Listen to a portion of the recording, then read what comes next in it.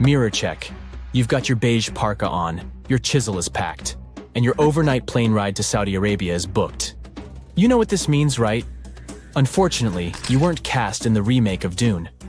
It just means that you're ready to go explore the world's largest desert areas in the hopes of uncovering prehistoric secrets about our ancestors. Let's get one thing straight. If you ever thought that deserts were empty spaces, think again.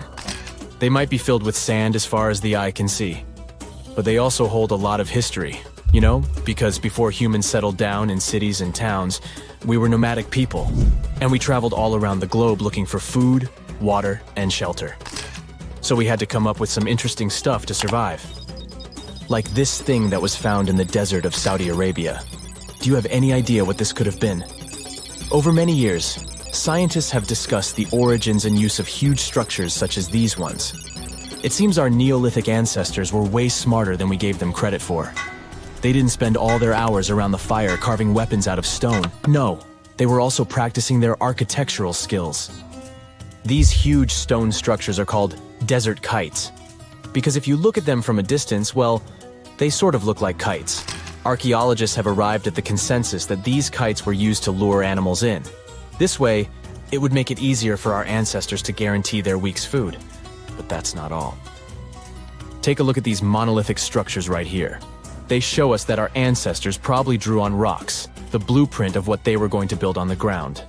Just like modern-day architects, desert kites could be miles long, so they drew out a plan before actually building them.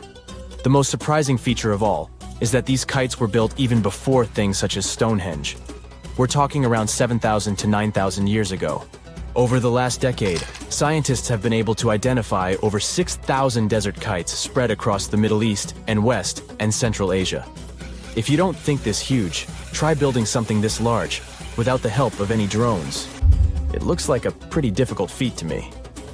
And apparently, Saudi Arabia's desert is filled with more amazing things.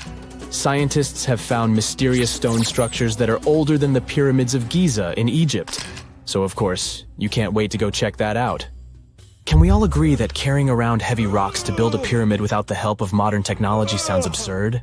I mean, how on earth did they do it? Now imagine turning back the clock about 2,000 years into the past and finding humans that built similar gigantic structures in isolated areas. Take a look at these so-called mustadils.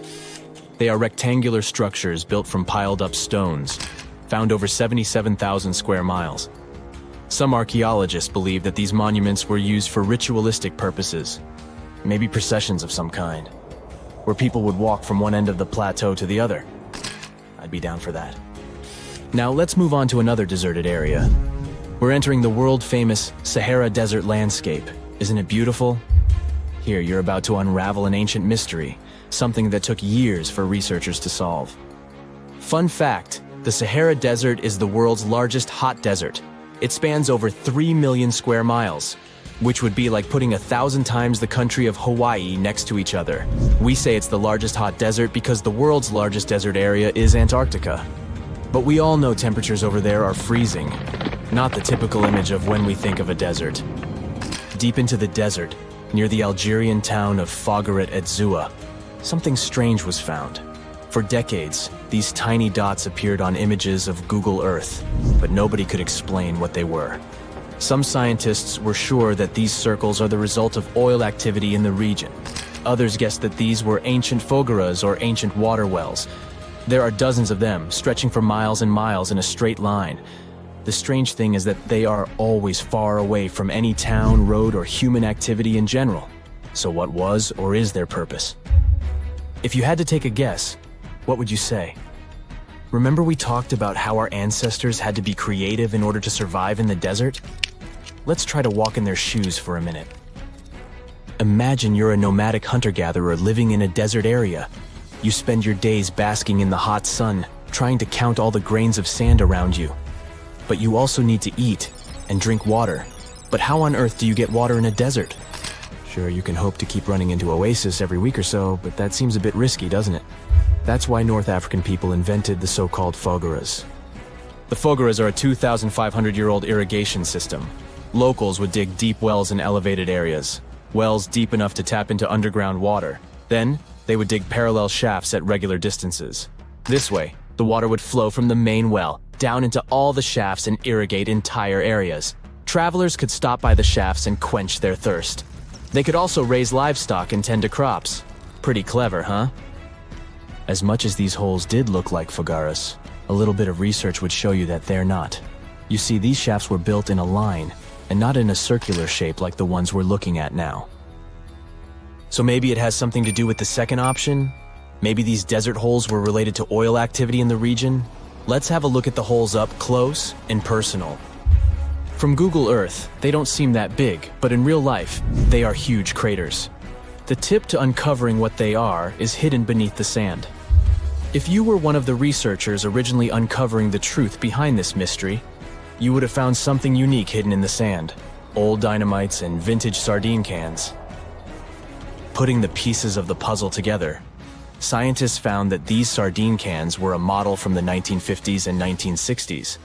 It seems that entire teams from that decade would camp out while they surveyed the area for oil. And what about the dynamites? These were used for seismic surveying. This is an old technique, used to identify if there is oil and gas beneath the Earth's surface. Still in North Africa, you find out about another desert mystery worth exploring.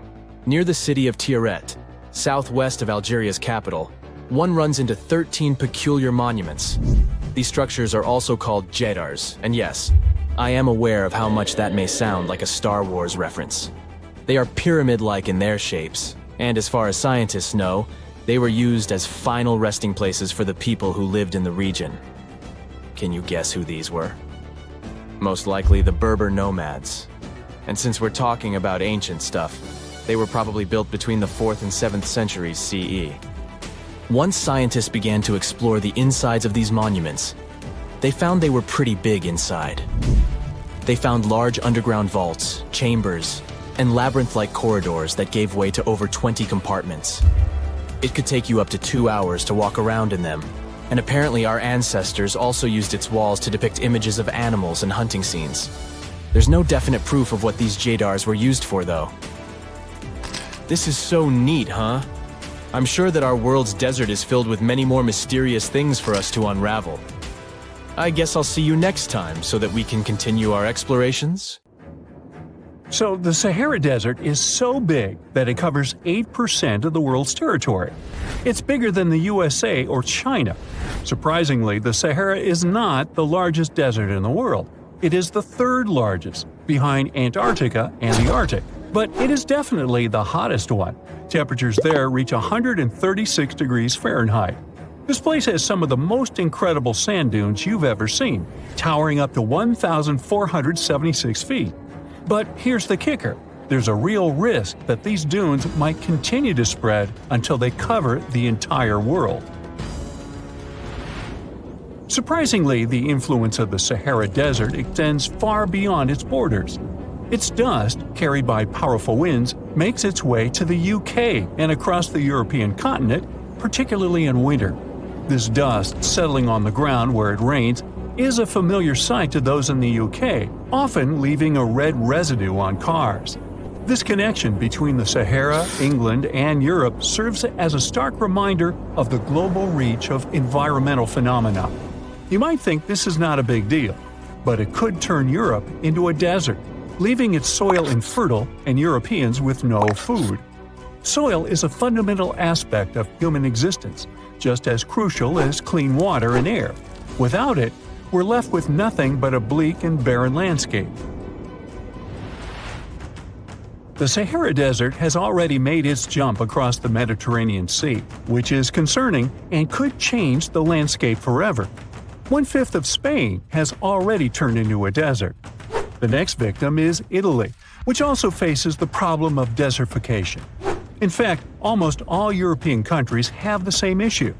According to an expert, the land that has not changed for nearly 2,000 years will become mostly rock, and people living on this land will be gone. 60% of the soil in Moldova is gone, and the problem has expanded beyond the Black Sea. It has reached China and Mongolia, thousands of miles away from the Sahara Desert. All of this causes losses of $4 billion a year. The threat is so significant that even the UN has gathered the necessary resources to solve the problem as soon as possible. Italy is sending help to Africa to stop the Sahara Desert from expanding. If this process does not stop in the next 10 years, millions will be forced to leave their homes. The Sahara Desert is growing for approximately 30 miles per decade. You do the math and see how long it will take to cover Europe. Since 1920, the Sahara has expanded by around 10%. But not all hope is lost because more than 172 countries have joined to put a stop to the desertification of the world. The World Food Program is a project that aims to help bring back green land that was once present in the Sahara. When they told people who called the Sahara home what they were about to do, the latter basically laughed in their faces and said it was impossible. But when you have a specific goal in mind, the impossible becomes possible. If we traveled back around 5,000 years into the past, we would see a beautiful forest with lush green trees and grass. Africa's climate has been changing for 21,000 years, from fantastic greenery to uninhabitable deserts. This has to do with Earth's rotation and the monsoons that bring water to this dry continent. But with the help of scientists and some clever tricks, we can bring the greenery back and stop the Sahara in its tracks. The Senegal River serves as a border between the Sahara Desert, Senegal City, and Mauritania. When you look at this area from space, you'll see how the desert is expanding to Senegal because the vegetation along the riverbank is almost non-existent. Forests can serve as a barrier, stopping the sand from getting blown away and the desert from expanding. An effort to create a great green wall is being made, and how they do it is actually quite impressive. Nothing has been growing in the currently restored area for more than 40 years, making locals find other places to call home. People were thrilled when they saw that the land could be restored. They're very committed and learn to work with the soil and grow food. At the same moment, more than 30,000 hectares have been restored and transformed into lush greenery. The Sahel region is the starting point of desertification, and it is crucial to establish a green wall in that area first. To make this wall is not rocket science, since it only takes a few simple steps. The ground there is baked by the sun and is hard as a block of concrete. If you've ever poured water on concrete, you know that it just flows away. It doesn't stay in one place. So they had to create water-retaining half-moons that would hold the water and make it available to plants. When you learn about how these half-moons work, you might say, how did they not think of that sooner? Actually, this technique is ancient, and it was once implemented in Sahel, but it was lost over time. When the rain falls, the water is collected into the half-moons that are positioned a bit lower than the ground below contour lines. There is also a kind of bank at the end of the shape that prevents water from overflowing. And in the middle, there are plants that are happy because they have plenty of water to thrive. Also, it's essential to grow native plants that are kind of used to harsh conditions, like sorghum and millet. These plants have been surviving there for thousands of years and produce a good amount of biomass, which means the land can be rehabilitated faster and people will have food sooner. The water that will enter the half-moons won't be lost. It will penetrate the ground and top off underground waters.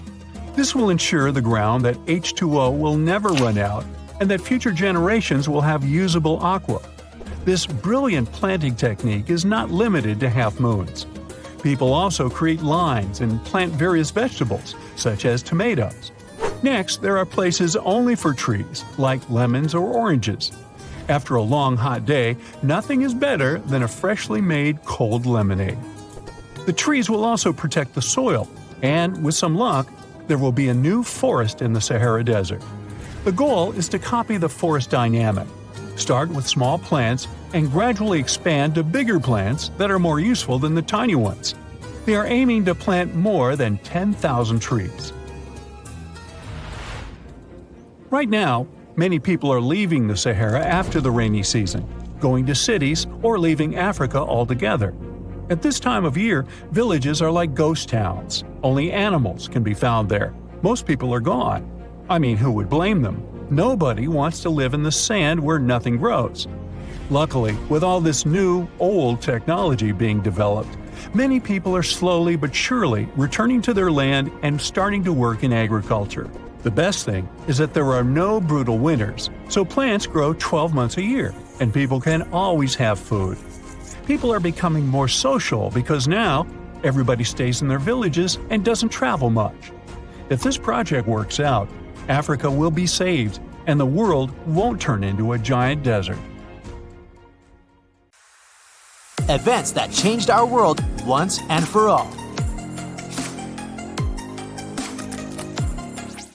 We often think that the history of our planet consists of these painfully long and slow changes, but actually, this isn't the case at all. Sudden and crazy catastrophes have occurred on Earth, events that changed our world once and for all. And one of these events was the Great Flood in North America. Let's find out what happened there. It all started in the state of Montana. Welcome to the beautiful river valley called Missoula. Right now, it's a small town full of people, but tens of thousands of years ago, there was something completely different in this place. It was a huge lake that formed inside a melting glacier. It was called Missoula Lake, and it was huge. The tops of the local hills actually were its high water marks. If you had been standing in this place about 14 to 18,000 years ago, then all of the surrounding hills would have been its shores. The peaks themselves would have looked like small islands. Nothing below except for the dark depths, which, in some places, reached 2,000 feet. It was an inland sea. This is a sea that has almost no connection to the ocean. It was full of fresh water, and it had more water than both Lake Erie and Lake Ontario combined. But where did this giant glacier even come from? Actually, there was far more than one ice age on Earth. Over the past 100,000 years, ice layers have covered the northern hemisphere several times. Then they kept melting and retreating back.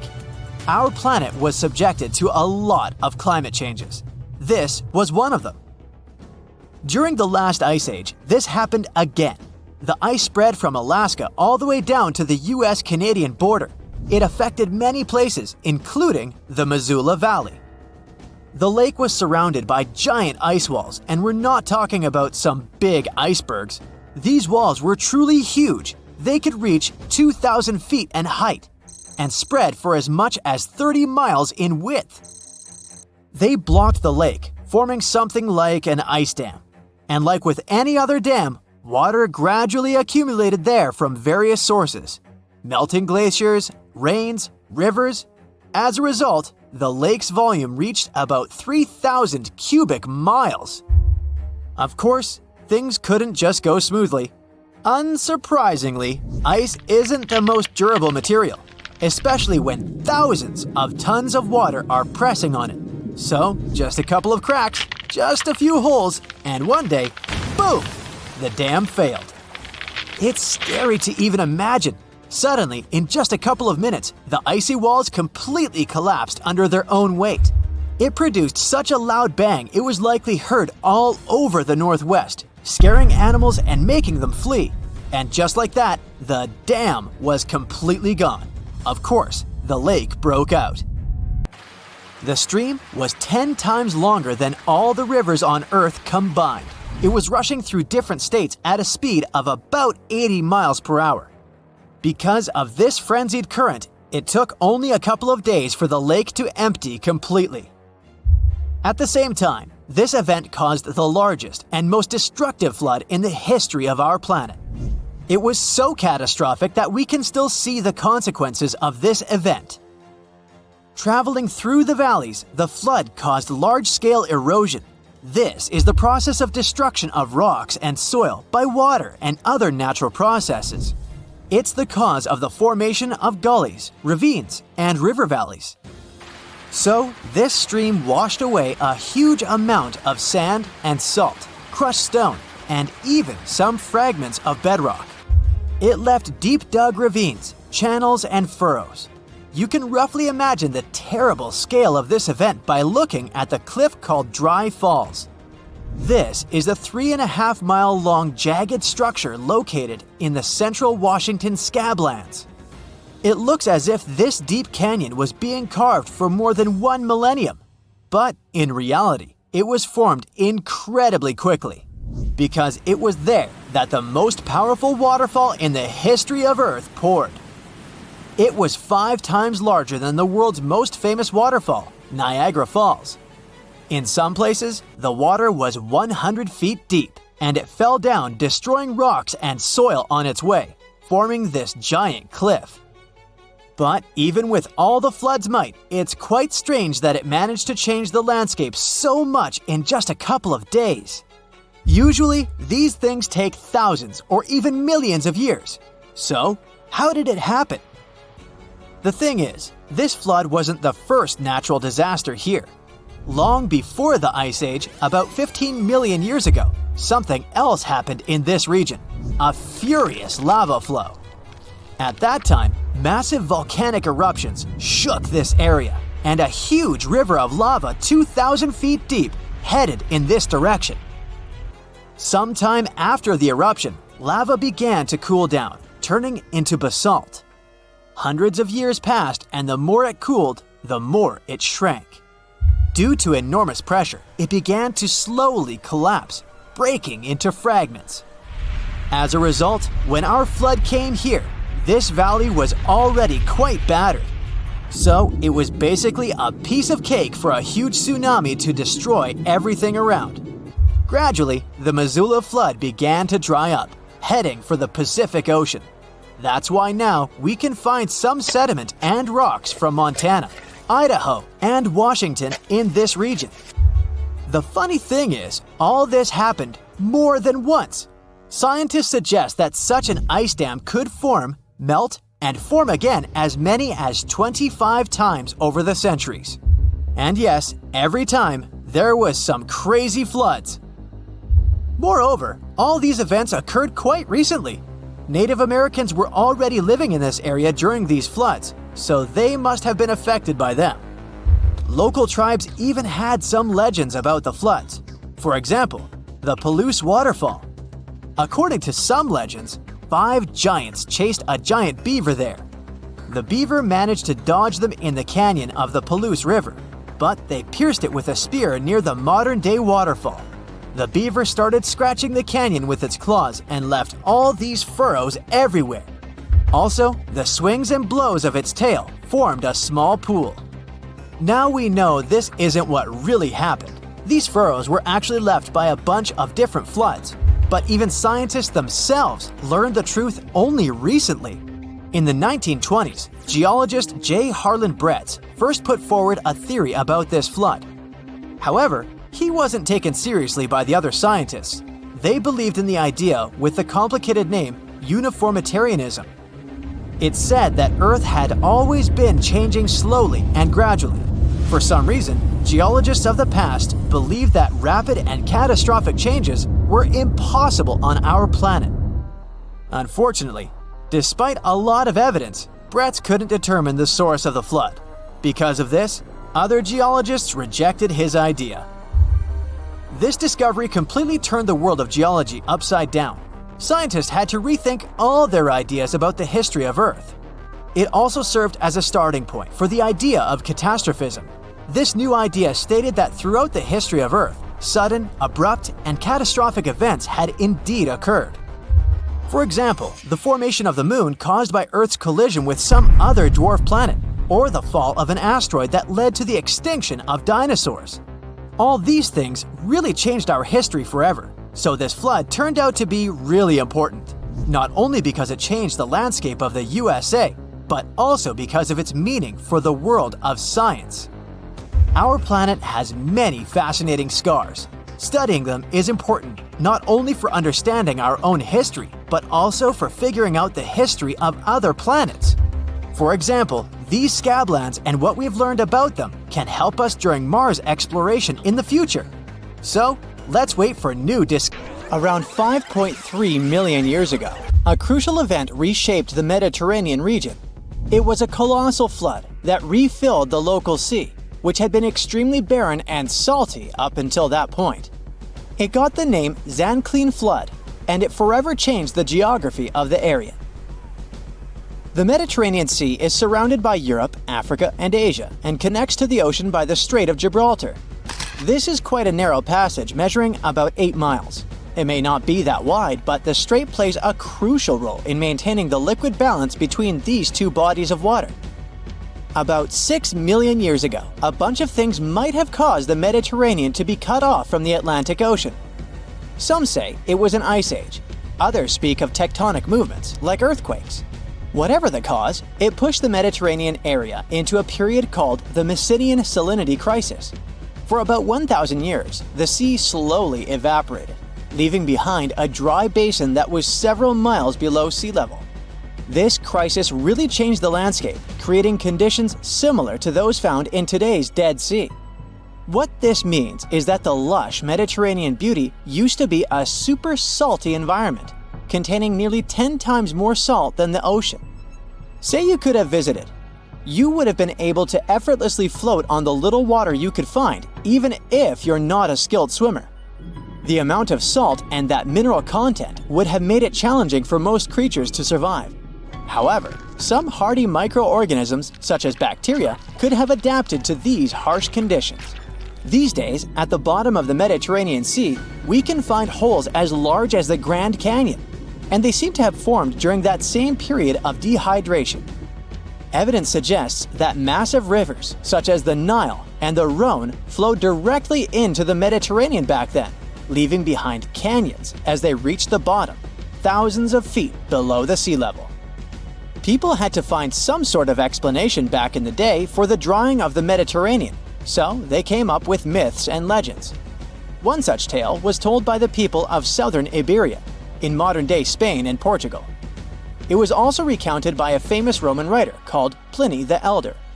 What this legend said was that the Mediterranean used to be cut out from the ocean until the hero Hercules, with his mighty sword, carved a path.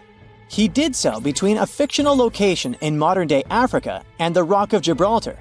This allowed the ocean waters to flow in, transforming the Mediterranean into what we know today. Some fossils also seem to confirm the unusually large flood. Remains of marine organisms were found in layers high above current sea levels. This means the areas were once submerged underwater. These fossils belong to mollusks, fish, and marine mammals. Because of modern techniques, we now have at least an estimated timing of the Zanclean flood. Scientists used computer simulations to reconstruct the event, providing further evidence that it was real. What they also discovered is that there's a possibility the Mediterranean might change once more. The Strait of Gibraltar could close, most likely because of movements deep under the ground. This could lead to the Mediterranean becoming dry again, over a span of about 1,000 years. The Mediterranean area could disappear altogether if the African continent keeps shifting north too, getting closer to Europe. Another one of those famous yet still a bit hypothetical large floods is called the Black Sea Deluge Theory.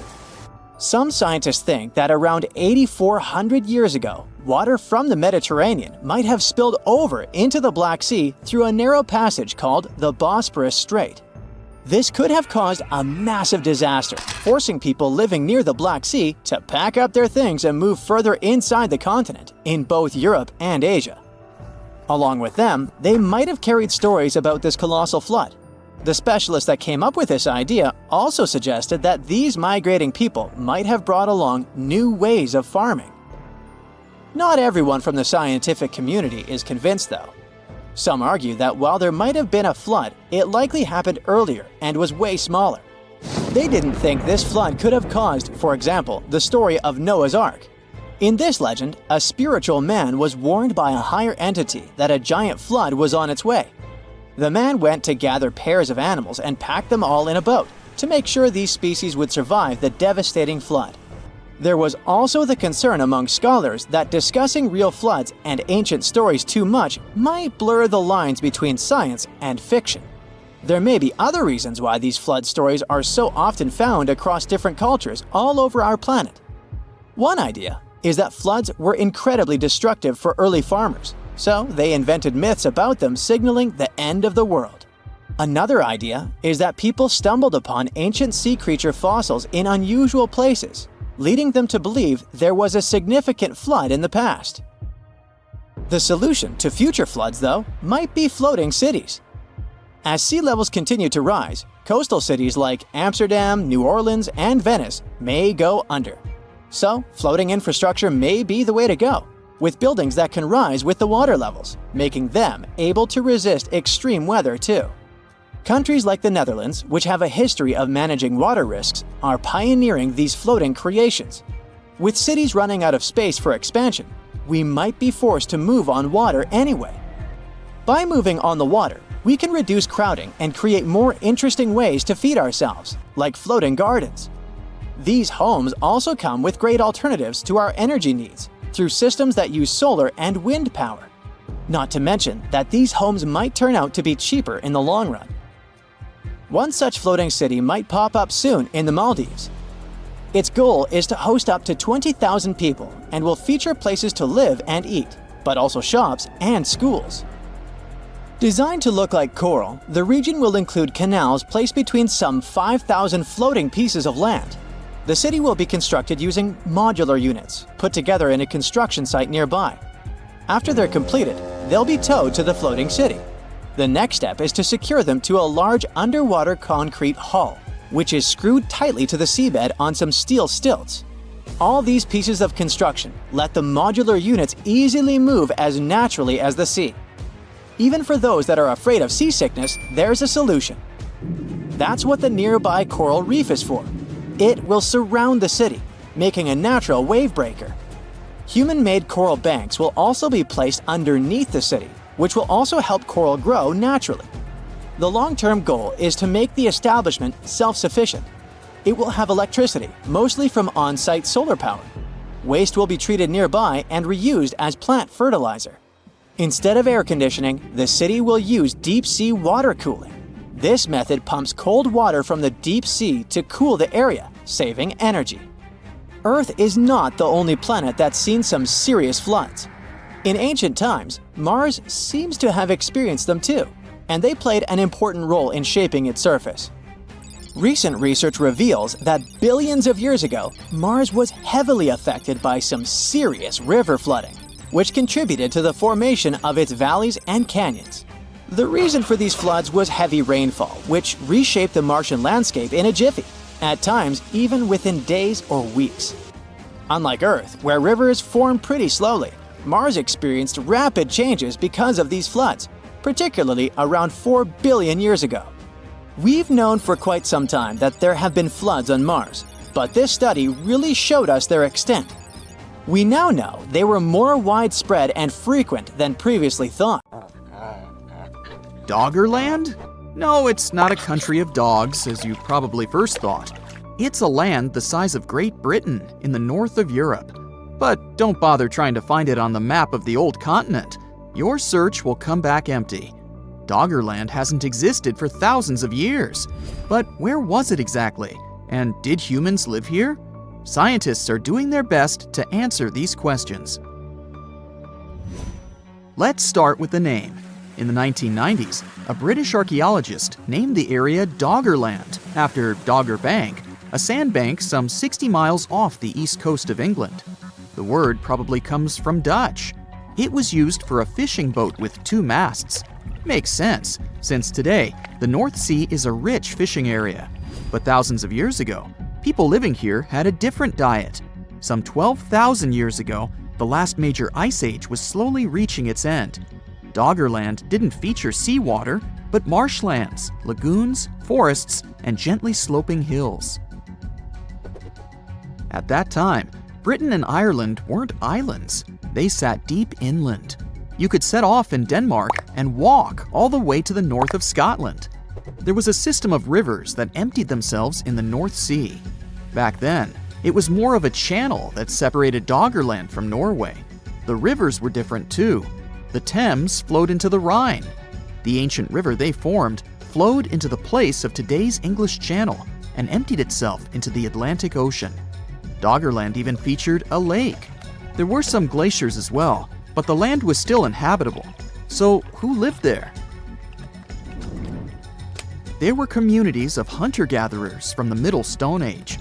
This was the time of human history when our ancestors mastered chipped stone tools.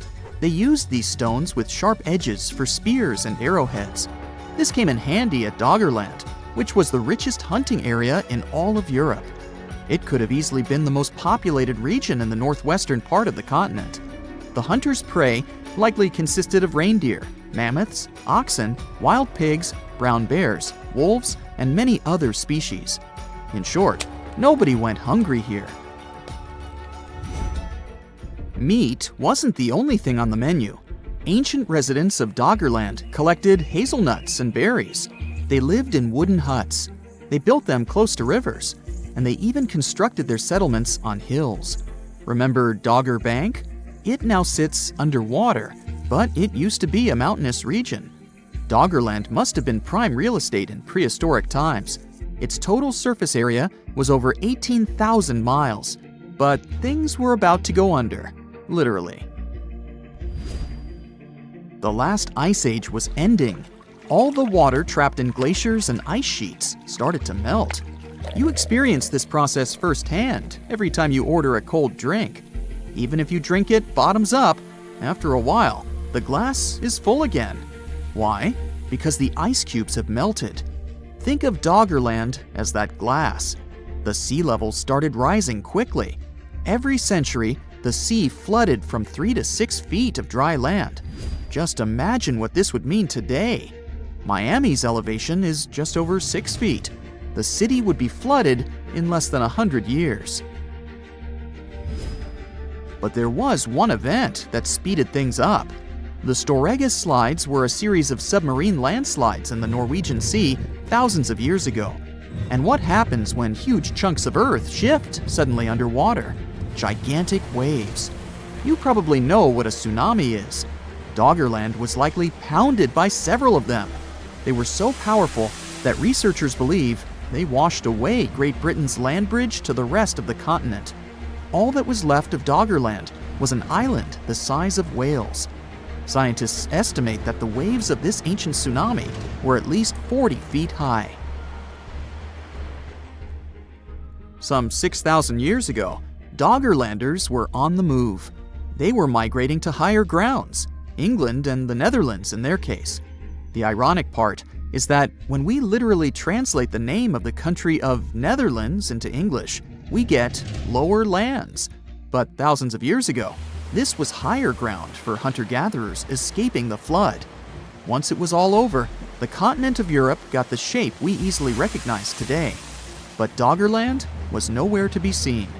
It's been sitting under the waves of the North Sea for 8,200 years. Does the idea of Doggerland remind you of a more famous case of a submerged land? The lost city of Atlantis comes straight to mind. But there is an important difference. Atlantis is only a legend.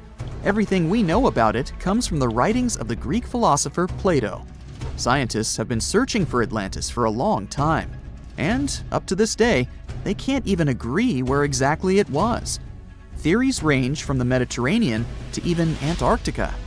Doggerland is not a myth. Everything science knows about this lost land comes from hard evidence.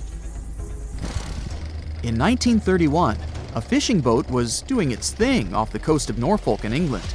At the time, the crew would drag a net along the sea floor, sweeping everything in its path. And they caught something more than fish. It was peat, like the stuff we find in Alaska and in Ireland. But what was it doing at the bottom of the North Sea? It didn't belong there, because seawater destroys peat. There was only one possible explanation. The area must have been dry land at some point in history. The final proof was that the peat contained a harpoon spear point, a sure sign of human activity. The idea wasn't new, though. Since the Middle Ages, there has been talk of submerged land with underwater forests. In 1913, a British geologist came forward with the idea of an undersea world in this part of Europe. Scientific evidence kept piling up. Local fishermen started pulling out human-made tools and animal bones. Researchers dated them to be around 9,000 years old. but the deep, murky waters of the North Sea made it impossible to send down divers. One archaeologist noted that they knew more about the surface of the moon than what lay at the bottom of this relatively shallow sea. The discovery of oil in the area in the 1960s was a real game changer. Companies from the industry provided seismic survey data to scientists. This helped them piece together the full image of what Doggerland used to look like. Computer models soon produced images of river valleys, coastlines, freshwater lakes, and hills. There are even footprints of nomadic tribes preserved on the sea floor. Today, marine biologists are using magnetic fields to map out this lost underwater world. But Doggerland isn't the only place on Earth that went under the waves. Beringia is another lost world of global importance. This used to be a land bridge between Asia and North America. It got its name from the Bering Strait. It is 53 miles wide at its narrowest point. But until the end of the last ice age, this was dry land that our human ancestors called home. Genetic evidence shows that Native Americans lived in Beringia for some 15,000 years. If you want to imagine what this land looked like, think of present-day Arctic Alaska. It was a shrub tundra. There were also small willows and birches. Sorry, no woolly mammoths. Large grazing animals simply wouldn't have had enough food in Beringia, though there were probably elk and bighorn sheep in the area. But the Ice Age wouldn't last forever. Like in Doggerland, sea levels started to rise. This happened some 13,000 years ago. It wasn't all bad news, though. Scientific evidence suggests that around this time, people started moving south. They left the slowly sinking Beringia and crossed over into Alaska. From there, they populated both Americas. These were the ancestors of Native American tribes. We've all heard of the Sahara. Sure you have. It's the largest hot desert on the planet. A sea of sand covering an area larger than the contiguous United States. But have you ever wondered what lies beneath the sand dunes? To answer this question, we must travel deep into the past of our blue planet. Up until some 6,000 years ago, the Sahara was grassland. Humans were around at this time, not me, spreading agriculture around the planet. In the north of Africa, the color green dominated. Plenty of rainfall meant that there were lakes, rivers, pastures, and even forests. A completely different image of the Sahara from the barren landscape of today. But then the climate started to shift. The region became parched, and the vegetation started disappearing. The wind did the rest. It took away the fine sediment after there were no plant roots to hold the ground together. Give it a couple thousands of years, and you get a familiar image of the Sahara. Sand and rocks stretching as far as the eye can see. But when it comes to volume, only a quarter of the Sahara is actually sand. The yellow sands of the Sahara are just one part of the story. The desert has many other features, such as gravel plains, salt flats, and plateaus. Makes you think if we understand the word desert correctly. For people who study such terrains, geologists, there is only one condition for defining a desert: precipitation. If an area gets little or no rain, then it's considered a desert. The Sahara certainly fits the bill. Its average annual rainfall is just 3 inches. Compare that to the nearly 45 inches a year in New York. When we look at precipitation, this sandy desert is only the third largest in the world. Number 1 and 2 are Antarctica and the Arctic. They are larger than the Sahara by millions of square miles. It sounds odd, but there is more than one type of desert. The first two are polar deserts, while the Sahara is a subtropical desert. But the difference in air temperature are staggering. In Antarctica's interior, temperatures plummet to minus 76 degrees Fahrenheit. Compare that to the highest temperature on record in the Sahara of 136 degrees Fahrenheit. But this desert has a cool side. At night, the temperature is roughly the same as the average yearly temperature in Denmark.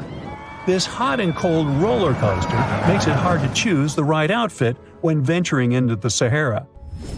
And what about the sand? How deep is it actually? The depth varies between 70 and 140 feet. That's not too deep. If you put the Statue of Liberty in a tall dune, half of it would still stick out of the sand. Its vast amounts in the Sahara were created by aeolian processes. That's Greek for wind. Over time, it blows and shapes the surface of the earth. In dry areas with sparse vegetation, winds erode the ground much faster. That's what happened in North Africa. Under all that sand is the bedrock and cracked clay. If you started digging, you would find the same everywhere on the planet, with one important difference. There is some type of soil covering the bedrock. This is not the case in the Sahara. Because of the arid climate and a lack of vegetation, sand covers the ground below. Over the course of thousands of years, a lot of interesting finds ended up in the desert sand. For example, there are petrified tree trunks. These are essentially preserved prehistoric trees. They date back to the time when the region was lush green. In some places, the trees of this fossilized forest are at least 65 feet tall. The wood is so well preserved that you can still see the texture and knots. There are even fossilized pine cones. In 1992, scientists found glass fragments in eastern Sahara. These canary yellow glass shards were scattered across hundreds of miles. They didn't belong to an ancient civilization, although ancient Egyptians used them to make jewelry. In fact, the breastplate of King Tut had a beautiful scarab beetle centerpiece made from this desert glass. For a long time, scientists were puzzled about the true origins of these fragments. They finally concluded that the glass was around 29 million years old. It is an impact tape. If that sounds like it has something to do with the word impact, you are correct. These rocks are formed when a meteorite hits the surface of the Earth. This generates a lot of heat. Scientists estimate that the temperature needed to melt this mineral was close to 3,000 degrees Fahrenheit. Apart from the regular fine-grained sand, we also have melted sand in the Sahara. But the desert conceals other unlikely artifacts. Shark teeth are a common find in Morocco, which sits in the western part of the Sahara. What are the fossilized teeth of these marine predators doing in the middle of the desert? This part of the world looked entirely different millions of years ago. There was a sea cutting right through what is now a desert. The Trans-Saharan Seaway ran the length of present-day Algeria and Mali. It was around 165 feet deep. That was enough for all sorts of aquatic animals to inhabit it. Large catfish, sea snakes, and of course sharks lived in the area. British archaeologists even unearthed a turtle shell in Mali in the 1980s. For centuries, there was even an entire city hidden under the desert. Timgad was a Roman outpost constructed by the Emperor Trajan around the year 100 in the current era. For various reasons, its residents abandoned it around the year 700. The sands of the Sahara soon engulfed the city. It had remained hidden for nearly 1,000 years. Then, in the 1700s, a Scottish explorer started digging out the city. His team first uncovered a sandstone triumphal arch 40 feet high, similar to the ones we can see in Rome and Paris today. An amphitheater soon popped out of the sand, and it was followed by well-preserved statues of Roman emperors. The Scotsman's find was so impressive that no one believed him at first. It took 2 more centuries for archaeologists to fully excavate the city during the 1950s. The site covers a surface as large as 10 polo fields. The ruins reveal the full mastery of Roman city planning.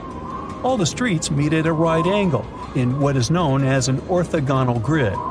You can find the same layout in modern cities such as New York. Historians estimate that during its heyday, 10,000 people called Timgad home. Different nationalities lived here, from Romans to people of African descent. Today, more than 2.5 million people live in and around the Sahara. They are spread across 11 countries in total, and their living space is growing. The desert is 10% larger than it was just a century ago. This process doesn't involve sand pouring out of the Sahara. The ecosystems on the edges of the desert simply change over time. The wind blows the soil away and vegetation dwindles. the perfect conditions for the formation of a desert landscape. These changes are happening in the Sahel, a region south of the Sahara Desert. That's why the African countries have recently come together for a project called the Great Green Wall. The primary goal is to stop the desertification of the Sahel and hold back the sands of the Sahara. Their plan is ambitious and involves planting a wall of trees from the west to the east of the African continent. The proposed forest is not only going to be long, but wide as well. The Sahara and the Sahel share a historic bond. Since antiquity, camel caravans have been making the journey from Africa's Mediterranean coast in the north to the savannas in the south. The golden age of this trade kicked off in the 9th century. The perilous journey took several months to complete. The route was 2.5 times longer than the length of the Grand Canyon. Explorers still find evidence of these ancient caravans hidden away under the sands of the Sahara. Under the burning sun, among the sand dunes, somewhere in the Sahara Desert, you're walking in search of an ancient treasure. Finally, you find a strange rock in the sand. It's big, looks like a large piece of black coal or rock, but something shiny on its surface makes the rock unusual. This unique find is the oldest thing that has ever been discovered on our planet. This rock was born long before Earth appeared in outer space. The unusual meteorite was found in 2020 in a remote area of the Sahara Desert. Scientists have analyzed the isotopes of magnesium and aluminum on the stone's surface and found that its age is about 4.5 billion years. At the moment, this is the oldest sample of magma from space in history. It belongs to a small protoplanet that didn't have time to form completely. It happened a very long time ago when our solar system was forming. Many huge asteroids were floating in space. Some of them were formed into huge celestial bodies, which later became planets. The big rocky planets were absorbing the smaller ones. The rock was part of a little protoplanet that just began its formation, but another huge asteroid destroyed it. The planet shattered into billions of pieces. Some of them became part of other planets. Some flew outside the solar system, and one piece that had been wandering in space until our Earth was formed. After that, it hit the planet's atmosphere and fell into the territory now known as the Sahara Desert. The rock was discovered in 2020, but the erosion of extraterrestrial rocks shows that it could have fallen much earlier. This ancient thing weighing around 70 pounds has several pieces of different meteorites inside. In simple words, it's a volcanic rock consisting of lava. It has cooled, solidified, and crystallized. That's why you notice the glitter. Scientists hope that further study of the rock will help to learn more about our solar system foundation. The biggest asteroid discovered in the U.S. is the Willamette. Its size is 84 square feet, and its weight is more than 15 tons. This is half the weight of a bus. Several people can fit on the surface of this outer space object. But the coolest thing is that it's not a rock like most meteorites that were found. Willamette is made of nickel and iron. This massive piece of metal was discovered in 1906. Now, the huge rock is kept at the American Museum of Natural History. The largest meteorite ever found is Hoba.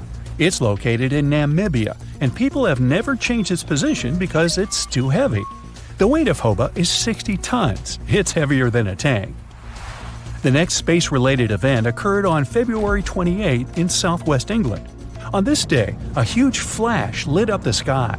Then there was a loud crash. Several residents opened the doors of their houses and noticed a black sooty spot on the lawn. They immediately guessed what had happened and reported the discovery to the British Meteorite Observation Network. If you ever find a meteorite, report it to some geological research or space center as soon as possible. The longer a space rock lies on the ground, the faster it loses its value. Rain, dust, snow, wind, scorching sun, all these factors damage the surface of the meteorite. It makes it difficult to study the celestial object. The meteorite found in England looks like coal, but it's way softer and more fragile. It most likely used to contain frozen water. The rock is part of a huge asteroid that plowed through outer space when our solar system hadn't fully formed yet. They found a unique combination of minerals inside the rock. It can help scientists learn more about the origins of the solar system and life on Earth. Now we're heading to Germany, to the small town of Nördlingen, a huge ancient meteorite's hidden here. It's very difficult to notice it unless you know the secret of this town. You're walking along the cozy little streets and looking at the buildings with beautiful architecture. You spend the whole day there and don't find anything that reminds you of a meteorite. To solve the mystery, you need to get out of town. So you climb a high hill and see that the city is located inside a pit. For a long time, locals were sure the house was located in the crater of an extinct volcano. If you look at the houses from a certain angle, you may notice an unusual shining coming from them. In the middle of the 20th century, a group of geologists came here and immediately declared that the crater doesn't look like a volcanic one.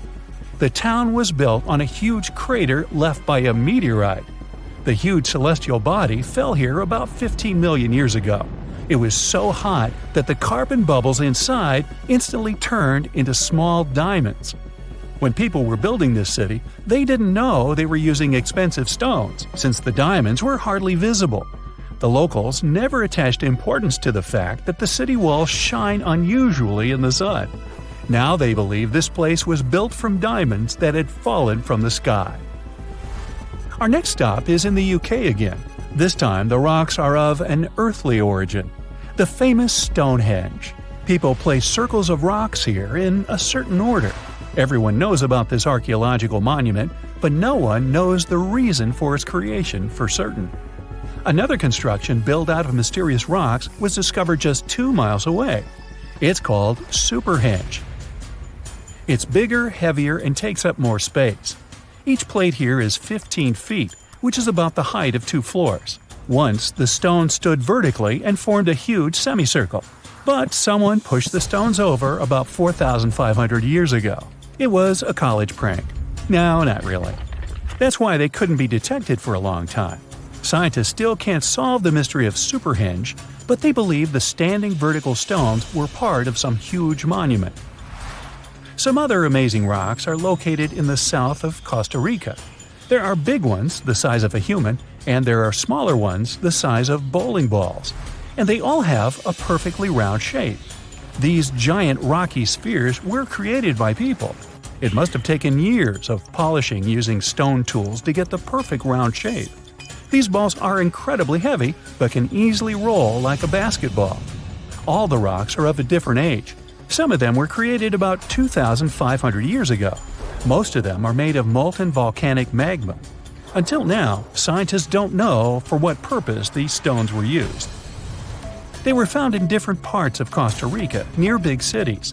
It's possible that ancient civilizations installed them specifically to show the greatness of local kings. Also, many experts believe the rocks were used as a tool for studying astronomy. The people who knew their purpose of the rocks had disappeared, and the history of the stones was lost along with them. Let's finish our journey with the coolest archaeological find. You're walking through the desert of Peru and climbing a low hill. You look down and notice the surface of the hill is covered with strange lines. You walk far away and see a huge cat on the hill. Such a drawing is called a geoglyph. Its length is around 120 feet, which is about half the size of a Boeing commercial jet. Archaeologists discovered the giant cat in 2020 and found out that it had been created somewhere between 200 and 100 BCE. This huge drawing is part of a mysterious group of different pictures. In addition to the cat, there are other animals, plants, and fantastic figures. All of them were found in the desert of Peru. The kitten was found by chance. Archaeologists didn't see it at first because natural erosion on the hillside had almost erased the silhouette. Let me take you to a place that seems to be out of this world. Life inside this cave has been isolated from the outside world for about 5.5 million years. And it does show. See for yourself. Due to such a long isolation, the conditions inside the Mobile Cave are like nowhere else on our planet. A unique ecosystem is flourishing there, even though there is a severe lack of sunlight inside the cave, and the air is toxic. The cave, located a few miles west of the Black Sea in Romania, was first discovered in 1986. Nowadays, you can only visit it if you have special permission. Plus, the central caverns are guarded naturally by narrow limestone tunnels and vertical shafts. So, if you're no stranger to claustrophobia, you'd probably better not enter this place. In the depth of the cave, the air has twice less oxygen than the air outside. Instead, it contains a lot of carbon dioxide and hydrogen sulfide, so not the freshest air you can breathe. It's also pitch black inside the cavern. But despite, or should I say, thanks to, this cocktail of extremely harsh conditions, the site is a true goldmine for biologists. Shockingly, life seems to be booming here. In a 1996 study, scientists identified 48 species, and 33 of them were unique to the cave. Most of the creatures inhabiting the cave are tiny, with long limbs and antennae that help them navigate in the dark. They have no vision and lack pigment, and it makes sense. Why would you need to be able to see if you live in total darkness? And why would you need to be pretty and colorful with no one to see you? Now, I'm going to take you to another cave. It's no less amazing, but looks very different. This is the Giant Crystal Cave, aka the Cave of the Crystals, in Mexico. These ginormous crystals were found in 2000 by a mining company after the water was pumped out of the cave. 2 miners then saw the crystals after entering the drying cave on foot. These awe-inspiring crystals are actually massive gypsum pillars hidden 984 feet underground. They're anchored to the walls and the floor of the scorching hot cave. Scientists estimate that the crystals could have been already growing for 500,000 years. That's why many of them are so long and wide that you can walk across them. Unfortunately, visiting this wonder of nature is impossible at the moment. But maybe it's for the better, since the Giant Crystal Cave is a dangerous place that can easily turn into a trap. For tens of thousands of years, it was filled with groundwater, which was originally pushed upward into the opening by a magma chamber located in the depths of our planet. The magma under the cave kept the water hot, but eventually the temperature of the water dipped below 136 degrees Fahrenheit. As a result, the water started to fill with calcium and sulfate, whose particles began to recombine into gypsum. And then, white-tinted crystals took over the cave. And since they stayed underwater, they were able to keep growing. You don't have to fly to space to take a closer look at a black hole. Scientists have found something very similar to black holes in the southern Atlantic Ocean. A black hole has such an enormous gravitational pull that once something gets pulled inside, it doesn't have any chance to escape. Even light can't get out of a black hole. But ocean black holes seem to be almost as powerful as their space relatives. But instead of catching the light, they do the same with water. Ocean eddies are massive whirlpools that spin against the main current. They usually swirl billions of tons of water, and most of them are larger than a city. These whirlpools are so powerful that nothing trapped by them can escape. But the scariest thing is that you might not even notice heading into one of them. These things are so huge that you won't spot their boundaries until it's too late. When scientists started exploring ocean vortices with the help of satellites, they discovered the borders of several eddies. After that, they managed to prove that, mathematically, these whirlpools are the same as mysterious black holes in space. Massive eddies are surrounded by super-tight barriers where fluid moves in closed loops. Even water can't get out from the inside of these loops. That's why tight ocean vortices play the role of enormous containers. Water inside them can be totally different from the ocean surrounding an eddy. And I'm not only talking about its temperature. The salt content inside and outside a whirlpool often differs as well. On the thin Curonian spit splitting the Baltic Sea from the Curonian Lagoon, there is one of the most bizarre places on Earth. Locals call this area the Dancing Forest because pine trees in this forest have shockingly unusual shapes. They twist in spirals and circles along the ground. There are some theories why it could be happening, of course. Some people claim that huge amounts of positive and negative energies once clashed in that spot. More down-to-earth individuals believe that the reason is geological. Sandy soil in the area is too unstable to hold trees growing upright. The most popular is the idea that strong winds blowing from the water influence the shape of the trees. In any case, experts haven't come to the final conclusion yet. Look at these underwater crop circles. For the first time, they were spotted in 1995, close to southern Japan's coast. Local divers called these 7 feet wide structures mystery circles. The enigma had been plaguing many minds for almost 16 years until the culprit was finally caught. Imagine the researchers' surprise when it turned out to be a male pufferfish. The fish needs a bit more than a week to build one circle, and the aesthetics are obviously crucial. A male is swimming inside the circle, digging valleys in the sand with its fins. But that's not all. The fish also use shells and corals to decorate particular parts of their circles. This whole build-a-circle thing has a practical purpose as well. The way a male fish swims pushes the sand toward the center of the circle and creates a mound which later serves as a nest. The next mystery on our list is in the Caribbean. Just off the coast of Belize, there's a giant sinkhole. That's the Great Blue Hole. It's about 1,000 feet across and more than 400 feet deep. Once, a long time ago, this hole was a cave. But then rising waters filled it, making it collapse in on itself. The deeper you'll descend into the Great Hole's crystalline waters, the darker it will become. You'll see tons of stalactite-filled caves there, but entering them is extremely dangerous, unless you want to get hopelessly lost. Once you reach a depth of 50 feet, you'll notice that the water is shimmering. That's the invisible line dividing the sinkhole's salty top from the freshwater abyss. You might want to turn back right now. Who knows what you might come across in the murky depths. There was an old Amazonian legend that told about the river that was so hot that it boiled. And it was believed to be just a legend until Peruvian geoscientist Andres Russo questioned if the river could be real. All experts denied such a possibility. After all, hot rivers do exist, but only in the areas where there are volcanoes. As for the part of the country mentioned in the legend, there are no volcanoes in that region. But Andres Russo was too dedicated to give up. And in 2011, he finally located the river from the legends. The water in it was indeed steaming hot. Its temperature was 186 degrees Fahrenheit, not boiling, but pretty close to this point. But what shocked the researcher the most was the size of the river. One could think that the almost boiling water was the result of the activity of an underwater hot spring. But thermal pools are always small, while the river is 20 feet deep and flows for almost 4 miles. This is the only river of its kind on our planet. In November 1922, a boy walked through the desert mountains of Egypt and discovered some ancient steps carved into the rock. Subsequently, this find became one of the world's largest and most significant archaeological discoveries.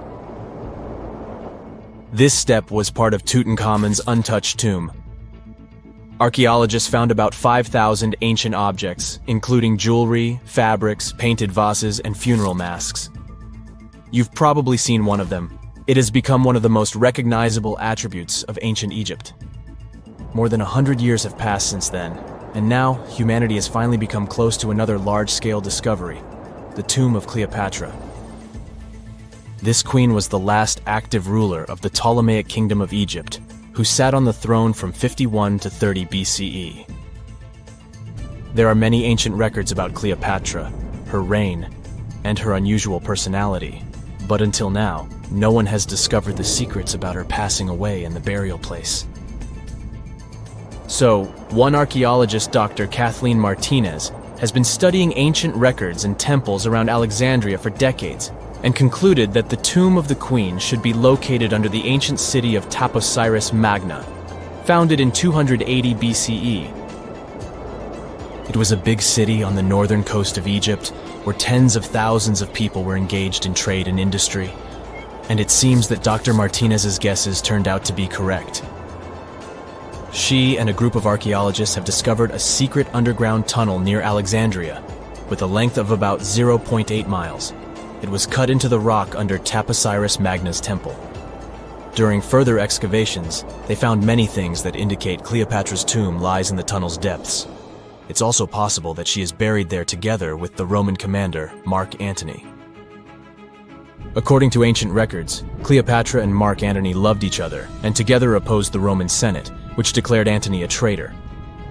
The fact that natural disasters have occurred on the territory of Taposiris Magna for thousands of years can complicate the excavations. Earthquakes and floods destroyed the city and possibly flooded its underground tunnels.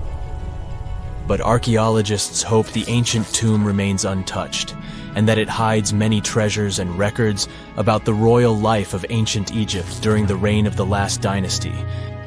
There's a chance that excavations will go underwater and in the mud. This will require much time and funding, but archaeologists are sure it's worth it. Anyway, it's too early to say that Cleopatra is really buried there, but scientists have found many things in the tunnel that confirm this, including clay pots, dozens of coins with the image of Cleopatra and Alexander the Great, as well as a bust with the image of the Egyptian queen. Cleopatra is still one of the most popular personalities in Egypt, on an equal footing with Ramesses III and Tutankhamun. She inspired many films, paintings, and books, but what made her so popular? She became famous for her inconsistency. She was a beautiful, intelligent ruler who pulled Egypt out of the crisis and made it a prosperous power. Medieval Arabic texts say she knew chemistry, mathematics, and philosophy, and may have written several scientific books. She knew several languages and had excellent diplomatic skills. At the same time, there are many legends that she was a femme fatale who drove many men crazy. However, there's no evidence that her beauty was incomparable. The image of a stunning model was created by Hollywood when it made several films where famous actresses performed the role of Cleopatra. And the Roman Emperor Octavian, the adopted son of Julius Caesar, specially created the image of Cleopatra as an insidious seductress because he was her enemy. Even though she was born in Egypt, Cleopatra wasn't an Egyptian. Her ancestors were Greeks, among whom was one of the generals of Alexander the Great. However, the people of Egypt loved her. She learned the language and was very sensitive to the traditions of this country. She knew the history, mentality, and customs of ancient Egypt well. She raised the level of its economy and strengthened its status as a world power. Much of this was made possible thanks to her cunning and impressiveness. She loved theatrical performances and lavish celebrations. She knew how to surprise people and put on a show. But behind the exterior image of a luxury lover was an intelligent and calculating ruler. Ancient Egypt was a rich, luxurious country, and Cleopatra did everything to increase its wealth and strengthen its position in the international arena. For example, she was once in conflict with her brother Ptolemy XIII Odd. The queen knew that she wouldn't be able to resist him, so she decided to attract Julius Caesar to their side. The Roman emperor arrived in Alexandria, where Cleopatra wanted to meet him, but Ptolemy knew about her plans and was about to prevent her from coming to Caesar. Then, instead of a rich and noisy arrival, Cleopatra decided to make her visit inconspicuous. She wrapped herself in a carpet or linen bag the emperor's servants carried into Caesar's private chambers. Cleopatra emerged from the carpet and impressed the Roman emperor with her beauty and determination. As a result, they fell in love with each other and became close allies. After some time, she impressed another influential Roman for diplomatic purposes. She arrived to meet Mark Antony on a golden barge with purple sails and silver oars. Cleopatra was dressed in the image of Aphrodite and sat under a magnificent canopy. Her servants dressed like cupids and were blowing her fan and burning incense. But Cleopatra created such a show for a reason. She knew that Antony revered Greek mythology and considered himself the embodiment of Dionysus. As a result, he was so impressed with this woman that he ended up marrying her. Cleopatra defended her crown, strengthened her alliance with Rome, and bore Antony 3 children. In Egypt, they threw big parties and enjoyed wealth with power. However, the relationship of a high-ranking official with the Egyptian queen caused a scandal in Rome. Octavian was Antony's primary opponent in the struggle for power, so he exploited the situation to darken the competitor's reputation. He used propaganda to make Cleopatra an insidious seductress in the eyes of Roman citizens. He accused Antony of succumbing to her charms. The Roman Senate supported Octavian and declared Cleopatra an enemy. In 33 BCE, this conflict reached a high point when Antony's navy clashed with Octavian's fleet. The latter won and forced his enemy to flee to Egypt with Cleopatra. According to some records, they took refuge near Alexandria. Pursued by the Romans, they hid in one of Cleopatra's palaces and met their end.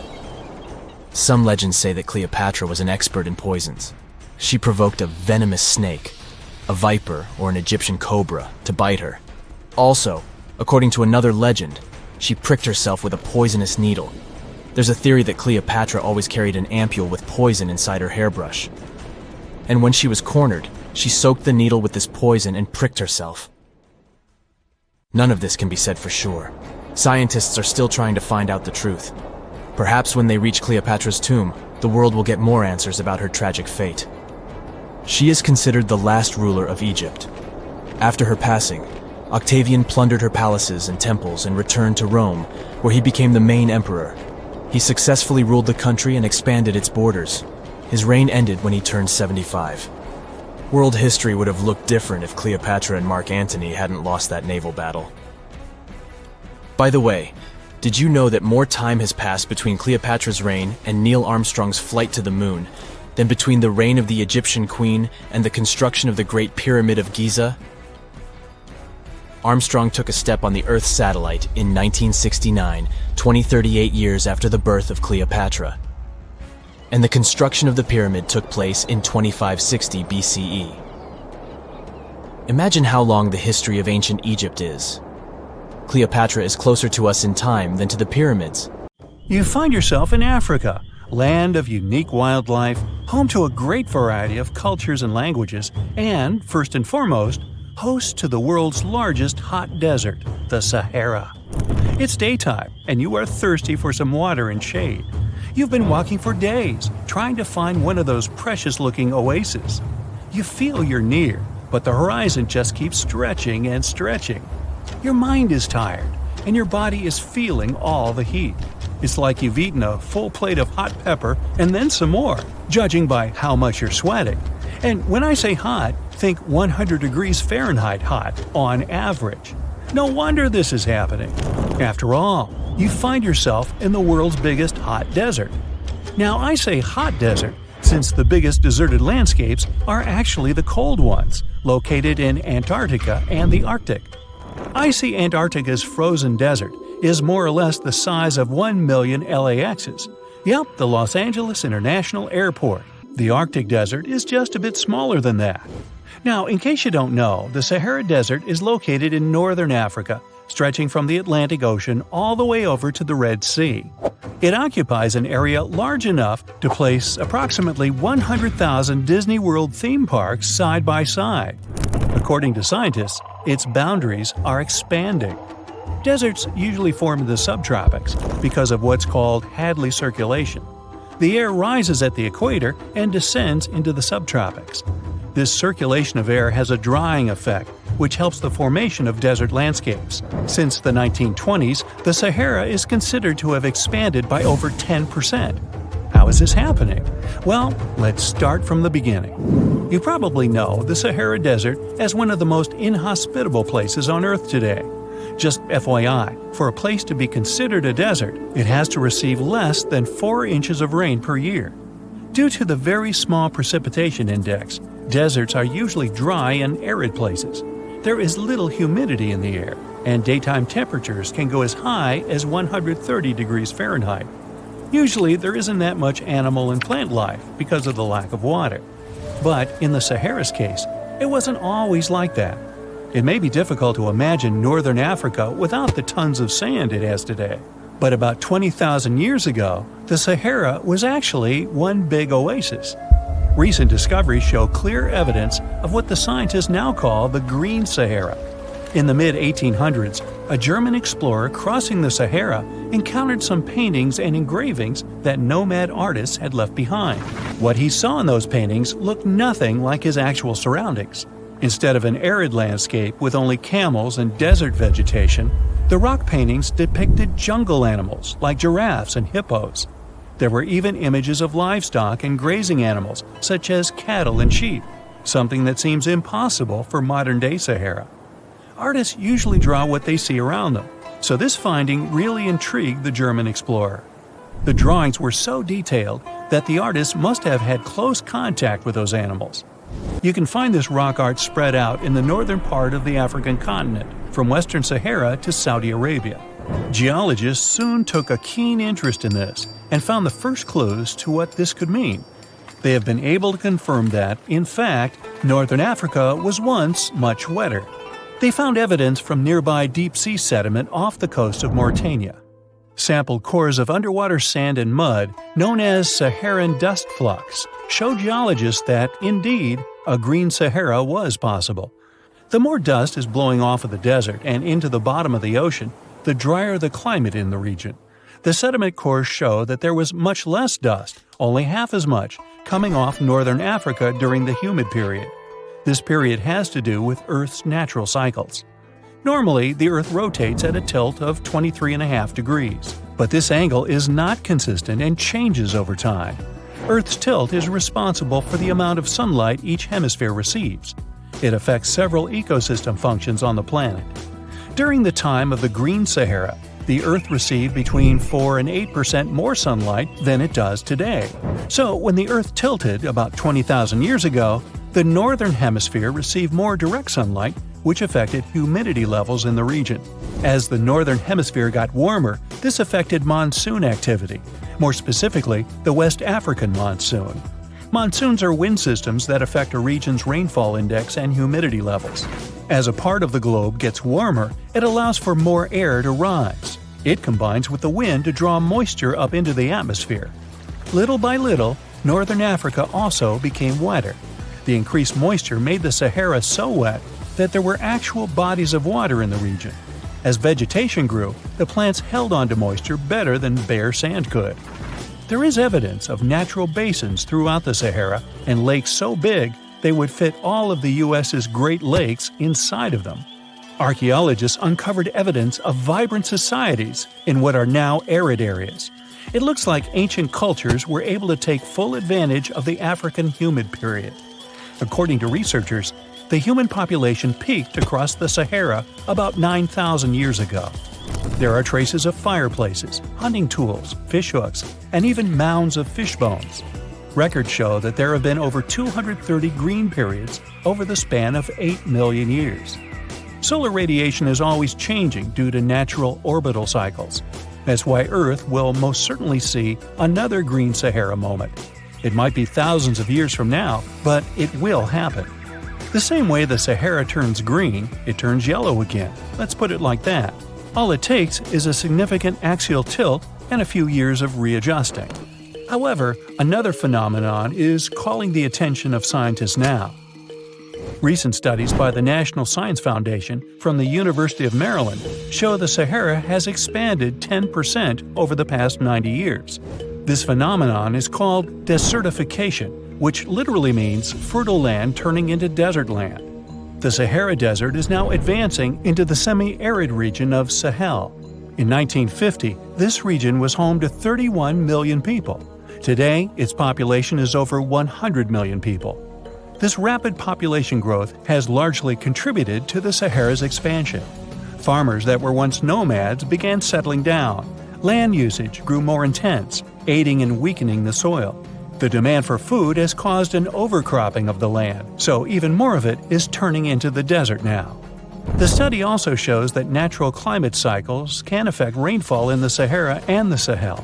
Scientists affirm that all deserts fluctuate, not only the Sahara. A desert's boundary may expand in the dry winter and contract during the wetter summer.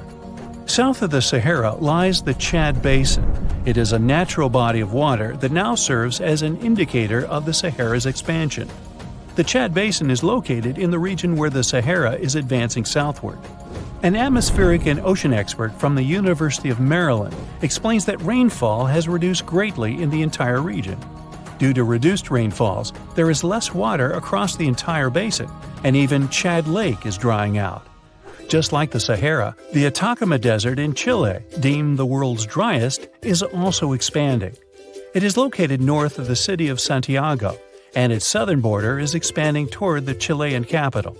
Because the climate is getting drier and drier here, the city of Santiago risks turning into an arid or semi-arid region itself. The once fertile valleys of local rivers that lived on agriculture and livestock for many generations are losing their revenues as Chilean land is turning into a desert.